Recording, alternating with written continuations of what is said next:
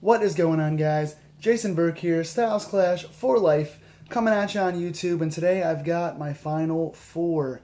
Happy Halloween, everyone. It is Halloween here today. Super excited. It's my Christmas, my favorite day of the year. I've been doing this countdown for the last 20 days where I've been bringing you guys my 20 favorite horror films, counting backwards from 20, leading up to number one. I wanted to do one a day, but because of this weekend, I had like 3 different Halloween parties this weekend. I was out going crazy, and so I didn't have a chance to film or upload the videos. So I'm down to my final four, and I figured what better treat on Halloween than to bring you guys my top 4 favorite personal Halloween movies. So I'm at number 4 now. If you guys haven't seen number 20 through number 5, those are all on my channel. Go back and check those out. I briefly rank and discuss my 20 personal favorite horror films.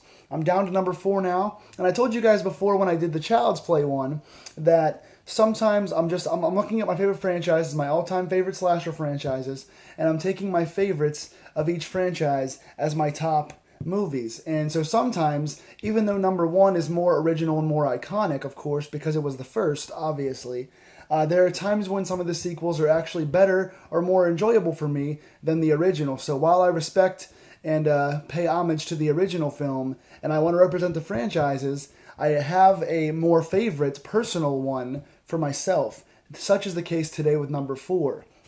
I've got Friday the 13th, Part 6, Jason Lives. That was a 1986 film, which is the year I was born, coincidentally. 1986. This is Part 6. Now, obviously, there are 2 others that everyone touts as being the best Friday the 13th film. The original, of course, was the first. Betsy Palmer as Jason's mom.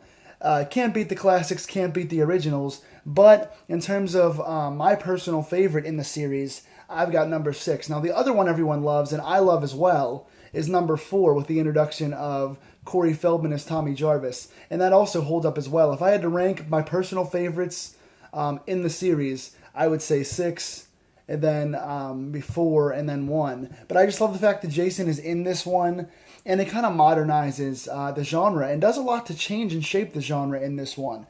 Tom McLaughlin directed and did a wonderful job in doing so. This one starred Tom Matthews as the adult Tommy Jarvis, and Jennifer Cook playing Megan Garris, Sheriff Garris's daughter. Of course, a nod to Mick Garris. So many things in this movie I really enjoyed. From the opening scene and bringing back Jason through electrocution, blowing up his grave with a lightning bolt and bringing him back. It's a little hokey, but it's classic. I love the way it was done here. This, to me, people ask, what is comedy's place in horror? And there certainly is a place for it. Horror and comedy go hand in hand, especially in the 80s hokey 1986 style horror films. But I feel like this draws the line. This is how you can do comedy in an effective way. The self-deprecating, self-aware kind of humor. I think this is where you can do comedy in the right way. Sometimes with some of the Chucky movies, and when they had Freddy speaking too much down the line, and doing like the Gremlins movies, some of the sequels, and the Leprechaun movies, it got too hokey and too senseless, and it didn't take itself seriously enough to where it actually insulted the audience's intelligence and actually hurt the characters in a way. And then sometimes, being a hokey movie, you can take yourself too seriously. This has the perfect combination of taking the Jason character in the franchise seriously while also adding the self-aware kind of humor that goes along with cheesy 80s horror. So it's the perfect amount of campiness and comedy. And Tom McLaughlin, just great one-liners with the Visa card, never leave home without it. They had the great, the kills in this movie are awesome. Just having the person's head go through the wall, having the 3 paintball soldiers there, with Jason slashing across and decapitating 3 people at once. Again, the lady with the Visa card getting stabbed in the mud, which was, I think, Tom McLaughlin's wife, I believe, almost getting impaled by that machete, which is crazy. But essentially, in this movie, the plot, again, spoilers if you haven't seen it by now, if you haven't figured that out. All these videos are reviews, so they have spoilers, so if you haven't seen it, go watch them. But, essentially, this is Tommy as an adult trying to end Jason. Jason's been chasing him now for a few movies. And now Jason returns in this movie after not having Jason in Part 5, which is very disappointing. He came back in a strong way in Part 6. Another iconic sequence is just having him stand on the RV as it blows up. Jason slashes some guys in an RV, leaves a fire and dead bodies in his wake, and he stands on the RV ready to strike. It is just classic Jason. The kills in this are great. The imagery in this is among my favorites of the entire series and one of the best of all time for me. And again, the comedy lends itself to it as well. They actually have kids in the camp. They get back to the camps, which they started to kind of get away from a little bit here. So they have the kids in the camps, which is great. Jason finally being around kids is really cool. And Tommy aligns himself with Megan Garris, who is the only person to believe him that Jason is back and he is terrorizing people and haunting Tommy's dreams. So Tommy, having the police force going against him, trying to lock him up, aligns himself with Megan Garris, who thinks he's cute and who goes back to try and kill Jason.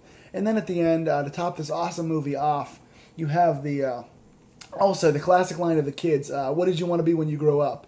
Just classic self-referential horror. Again, Sheriff Garris being represented as Mick Garris. You had another one. There was another station there. I think that paid homage to Wes Craven or something like. I can't recall the actual scene. But in the end, Tommy goes out on a boat in Crystal Lake and has Jason come down and chase him. So you have Jason under the water, and you have Jason get tied up.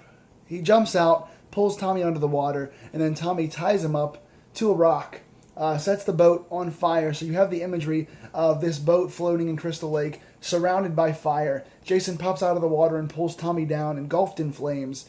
Tommy, under the water of Crystal Lake, ties Jason up 2 chains in a rock. Jason drops. Tommy escapes, comes back to Jennifer Cook character, and they are alive. And that is how Jason gets resubmerged in Crystal Lake.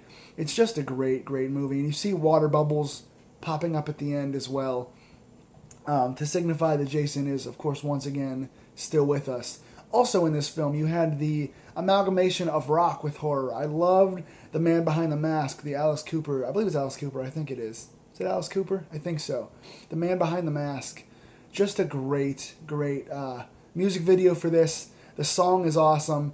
It just plays back the best moments of Jason. And the music in this, again, accompanies all the great stuff that goes along with this movie. So if you like good kills, good comedy in the right spots, just good rock music, good direction, and a good mix of funny and serious, this is the Jason movie for you. Again, nothing against the classic. I also love Part 4. I also love Part 7. But this is the one that perfectly blends the 80s campiness with the best moments and iconic imagery of Jason Voorhees. So what did you guys think of this movie? Should I put a different Friday the 13th in this spot at number 4? Or is this the right choice? What do you guys think of this movie? Which one is your favorite in the Friday the 13th series? And what is your list for your top 4 or top 20 horror films of all time? Tell me down below. I'm coming back with you guys with 3 more. I'll see you guys in a second. Until then, stay scared, dim the lights, lock your doors, and enjoy the movies.